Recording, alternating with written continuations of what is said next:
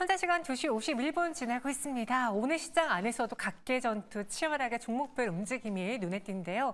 이 종목을 들고 가야 될지 매도해야 될지 투자 의견 나눠보도록 할게요. 이번 시간 류민수 부장과 함께하겠습니다. 어서 오세요. 반갑습니다. 네, 부장님 오늘도 10가지 종목 알아볼 텐데요.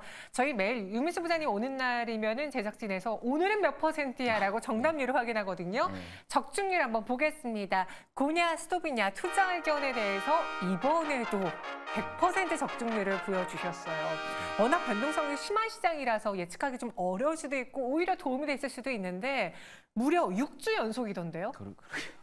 최근에 좀 어려워요. 어렵긴 네. 어려운 것 같고 변동성을 주더라도 뭐 최근에는 또 전반적으로 또 하락 종목수가 많았기 때문에 네. 상당히 좀 어려운 부분도 있는 것 같은데 아무튼 저는 솔직히 영광이고요. 뭐 6주 연속 100% 달성한 거 6주 연속 영광이고 지난번 말씀드렸듯이 매도하고 매도할 때 익절이든 손절이든 과감하게 결단할 때는 하셔야 되는 게 중요한 것 같고요. 그런 말이 있지 않습니까? 매수는 기술이지만 매도는 예술이다. 이런 말이 있듯이 상당히 매도가 중요한 것 같습니다. 매도는 우리나라 시장에서 어떨 때는 과감하게 한꺼번에 매도할 필요도 있는 부분인 것 같기 때문에 네. 이런 거 잘 감안해서 하셨으면 좋겠고 그다음에 최근에 시장을 보면 지금 대형주 위주의 또 장세긴 해요. 그래서 코스닥이 2분기 실적이 좀 안 좋을 것 같아요. 안 좋을 것 같기 때문에 그렇지만 주식은 항상 주가는 기대감에 오르는 거지 않습니까? 2분기 실적이 지난 다음에 코스닥 기업들이나 섹터나 종목별로도 반등을 모색할 것 같으니까 일단은 대형주 위주 매수를 하시되 다만 최근에 시장이 다 하락했기 때문에 포트폴리오의 어떤 조정 이것도 상당히 중요해요. 신저가도 많거든요. 요즘 신고가도 많지만 그렇기 때문에 포트폴리오 조정을 어떤 타이밍으로 이번에 잡으시는 게 맞다라고 생각을 하고 있습니다. 네. 저희 하단에 최조라고 들어갔는데 최초로 바꿔주세요. 6주 연속 100% 달성했습니다. 지금 류민수가 미래다. 민수 부장님 신뢰도 상승 그리고 출연료 600% 인상 이런 글들이 올라오고 있는데 제가 여기서 류민수가 미래다만 접수했습니다. 아, 예. 네, 감사합니다. 6주 연속 저희가 제작진끼리 이거 룰을 바꿔야 되나 싶을 정도로 이렇게까지 나온 적이 없었거든요. 그래요? 네, 유민수 부장님 오늘도 잘 부탁드리겠습니다. 네, 100%를 향해서 10개 종목들 무엇이 있는지 한번 오늘도 특징주 위주로 봐볼게요. 삼성전자, 워트, GS글로벌, 한중 NCS, KCC 등이 있는데요. 첫 번째 수상한 종목 보겠습니다. 워트예요. 오늘 장중에 급등세를 보여주고 있습니다. 이 종목 뭐 하는 회사입니까? 이 반도체 및 디스플레이 공정 환경 제어 관련된 회사인데요. 네네. 주력 장비가 이제 초정밀 이게 온습도 제어 장비 THC라고 하는데 이게 일본 기업이 좀 독점을 했어요. 근데 동사가 국산화에 성공을 했고 그 다음에 국내 시장 점유율 1위이고 주요 고객사는 역시 삼성전자와 SK 하이닉스를 두고 있어요. 그래서 이게 은근이라고 표현을 했지 모르지만 일단 진입장벽이 높기 때문에 나름 지금 HBM이라든지 그 다음에 EUV 고도화되지 않습니까? 이쪽에서도 상당히 고부가 가치의 어떤 제품으로 지금 탄생될 가능성이 높기 때문에 그런 어떤 부각 시점이 지금 되는 게 아니냐. 왜냐하면 사실 실적은 딱 좋지 않았거든요. 이제 전방 쪽이 지금 안 좋았기 때문에 고객사가 대부분 투자 이런 것들이 좀 부진했기 때문에 안 좋았는데 하반기에 아까 말씀드렸듯이 HBM이나 EUV 이쪽에 대한 어떤 고부가치 산업의 장비에 이쪽에 대한 어떤 매출이라든지 수익성이 기대되는 그런 측면이 좀 있습니다. 그래서 일단은 실적이 조금 아직은 이제 좀 확인해야 될 필요는 있는 것 같아요. 그래서 일단은 하반기에 실적 개선 기대감은 많지만 네. 일단 확인할 필요가 있기 때문에 저는 일단 오늘 급등을 했기 때문에 일단은 눌림이나 조정 시에 매수하는 전략. 그래서 오늘은 스탑을 말씀드려봅니다. 확인이 필요하기 때문에. 근데 부장님 요즘 반도체주도요. 예전만큼 대응하기, 투자하기가 쉽지 않은 게 과거에는 뭐 엔비디아다, HBM이다 그런 이슈로 인해서 그냥 반도체주가 다 올랐어요.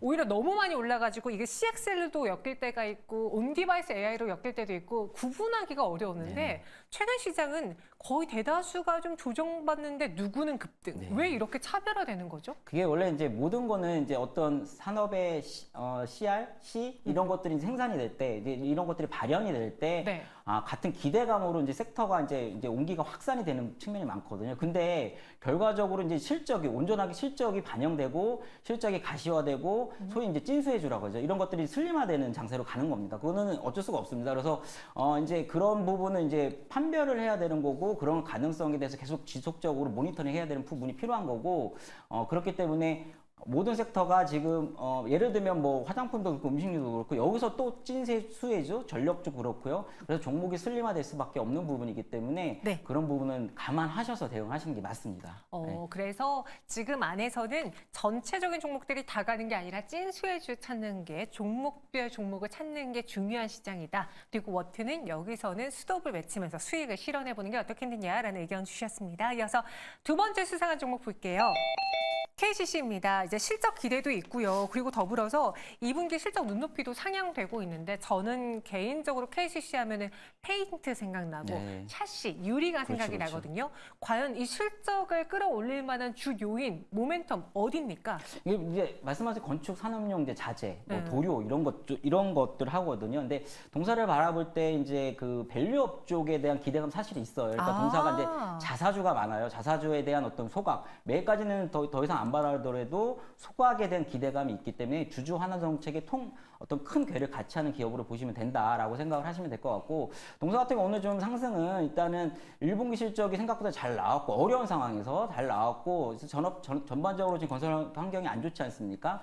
2분기 역시도 이제 실적 개선이 이어질 것이다. 라는 지금 리포트들이 좀 나왔습니다. 그런 부분에서 타겟 프라이스를 지금 40만 원으로 예상하는 리포트가 나온 부분이 네. 오늘 투심을 좀 자극하는 부분인 것 같고요. 그래서 근데 사실은 이제 저는 이 부분도 실적에 대한 어떤 예를 들면 매출의 확대 이런 것들도 좀 보고 싶어요. 그러니까 예를 들면은 구조조정이나 비용 개선이라든지 이런 어떤 영업 효율화로 수익성 개선이 있을 수 있지만 전체적인 있는 업황을 바라볼 때 아직까지 예를 들면 확장적이라든지 아주 개선이 의미 있는 개선이 일어난다라고 좀 보기는 좀 어려운 부분이 있다라고 좀 생각을 하고 있습니다. 그렇기 때문에 저는 오늘 스탑을 말씀드립니다. 아직 확인이 필요하다. 이 역시도 KCC에 대해서 실적 상승은 체크하고 그러고 나는 매수를 해보겠다는 의견 주셨는데요. 저는 개인적으로 최근 시장에서 정말 많은 업종들이 순환 매장을 보였는데 거기에 건설이라던가 건설 기자재 쪽은 확실하게 외면받는 모습이었거든요. 네. 이건 중국 시장이라던가 부동산 시장이 살아나야만 가능한 건가요? 왜 이게 인프라로 같이 못 엮이는 거예요? 그러니까 이제 약간 이제 올드한 산업이죠. 올드한 산업이고 지금 신산업은 이제 중무장대용어는 인프라 산업은 조금 AI나 데이터 센터 이쪽에 직접적으로 관련된 부분이 많은 것 같고 이런 올드한 부분에 대한 어떤 시클리커 업종 이런 부분은 역시 중국 모멘텀은 충분히 좀 있어야 돼요. 그런 것들이 트리거로 주면 반영이 될 부분이 있어야 될 것 같고 아무튼 지금은 이제 승자가 약간의 지금 고개를 숙이고 있지만 지금은 그래서 패자가 중간중간에 올라서는 반등의 모습을 보이고 있지만 저는 다시 승자의 섹터들이 다시 한번 움직일 가능성이 높다. 이거는 실적 시즌이 조만간 도래하기 때문에 이쪽 위주로 어떤 조정 시의 매수 전략이 맞다라고 지금 생각을 하고 있습니다. 네. 그래서 아주 소외 섹터에 대한 부분은 하반기 금리에 대한 부분하고 같이 연관돼서 그때 순환매를 일단은 기대하는 게 낫지 않을까라고 생각을 하기 때문에 물론 좋은 회사기는 하고 조정이나 눌림식 매수 전략으로 가겠지만 단기적인 어떤 부분에서 저는 일단 스탑을 말씀드려보는 겁니다. 네, KCC 오늘 두 자릿수의 상승이 보여지면서 모처럼 주목을 받았는데요. 여기에 같이 동참하진 않고요. 나중에 좀 눌렸을 때 다시 공략을 해보겠습니다. 스톱이에요. 이어서 다음 수상한 종목은 인기 검색 상위에 올라와 있는 GS 글로벌입니다. 지금 뭐 대왕고래, 동해, 뭐 영일만 여기에서 탑픽은 뭐 한국가스공사도 있지만 포스코 인터내셔널하고 GS 글로벌이 또 양대 산맥처럼 자리하고 있거든요. 그 안에서 수급이 이리 갔다 저리 갔다 하고 있는데 GS 글로벌의 매력은 뭐라고 보십니까? 그렇죠. 이제 뭐 포스코 인터내셔널은 과거 이제 동해 요번에 심해간에 그때 천해인가 대륙봉 쪽인데 그때 포스코 인터내셔널이 한국석유공사와 같이 참여한 부분 그런 것들이 이제 요번에도 부각되는 거고 GS 글로벌 같은 경우는 최근에 이제 정부에서 주관하는 개발 프로젝트 참여 회의 여기서 이제 GS 에너지가 이제 참여를 했다는 부분. 그러니까 GS 에너지는 이제 비상장 기업이고요.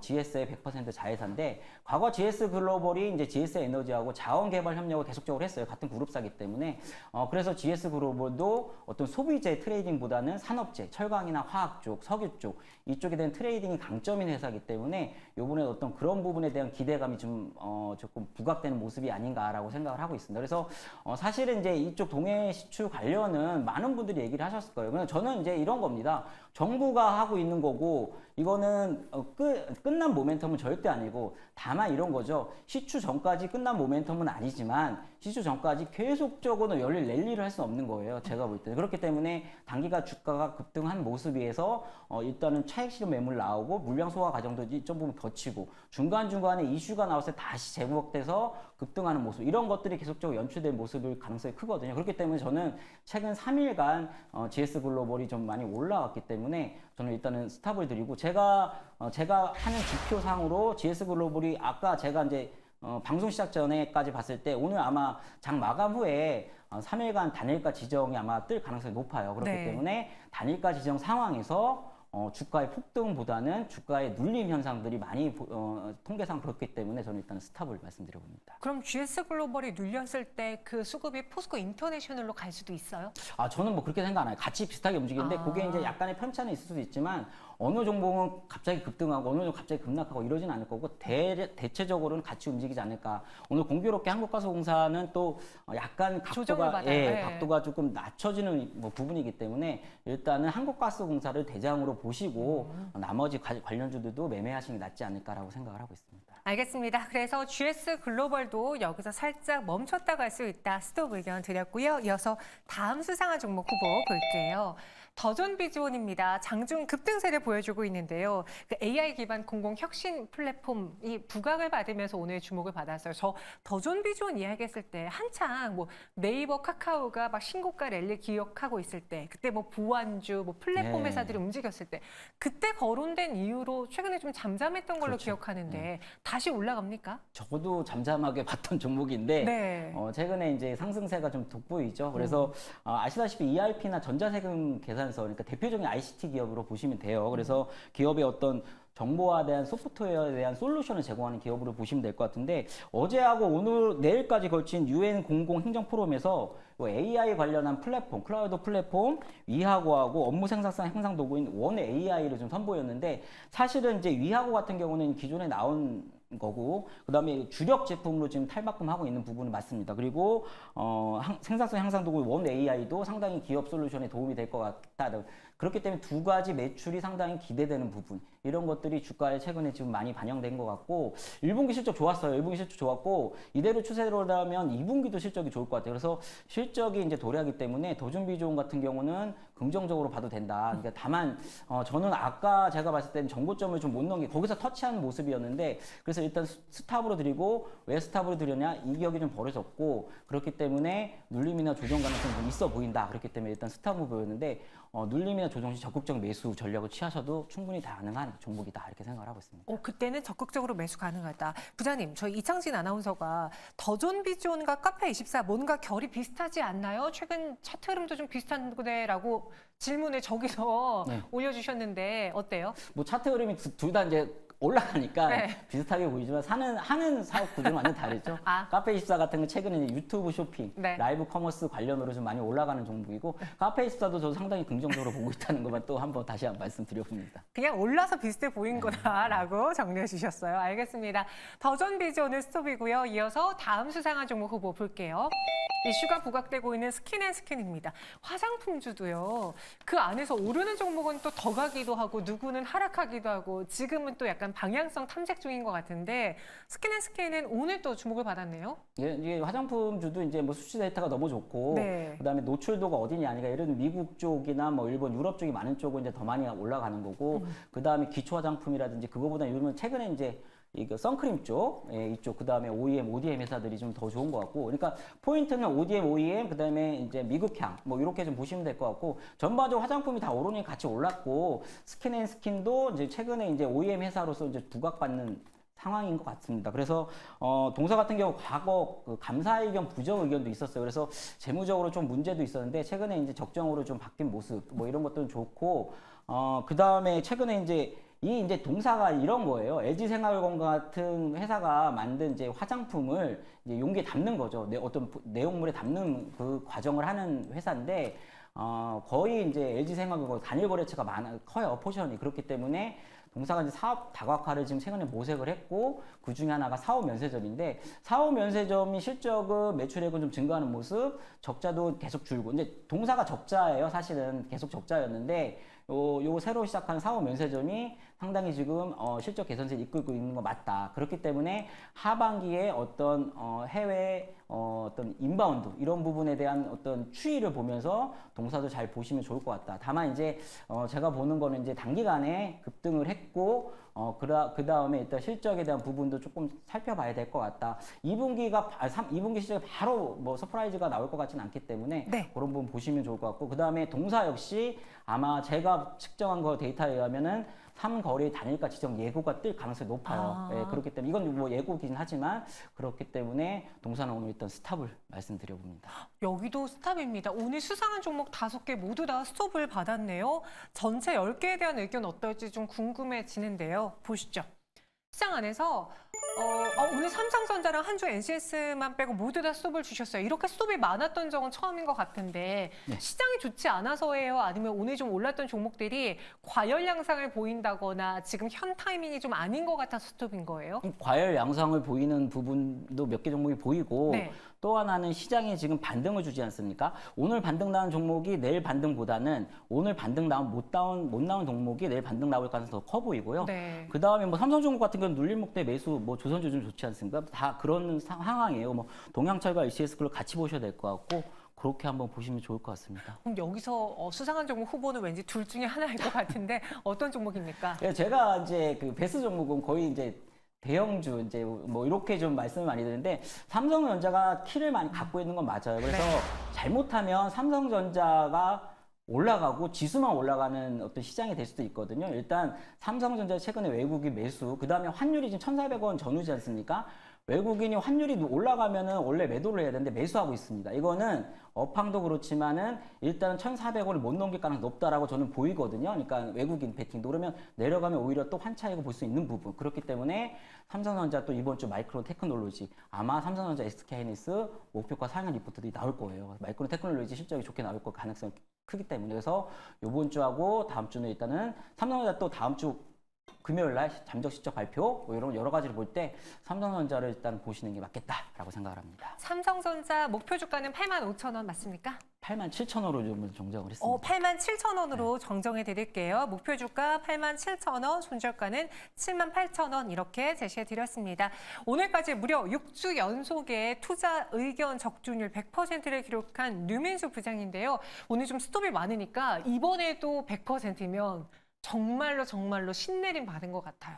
그러면 이제 박수 칠 때 떠나라고 떠나야 되는 아니요. 무슨 소리입니까? 안 됩니다. 안 네. 됩니다. 그건 아니고요. 네, 저희 7주 연속 한번 기다려 볼게요. 여기서 인사드리겠습니다. 고맙습니다. 감사합니다.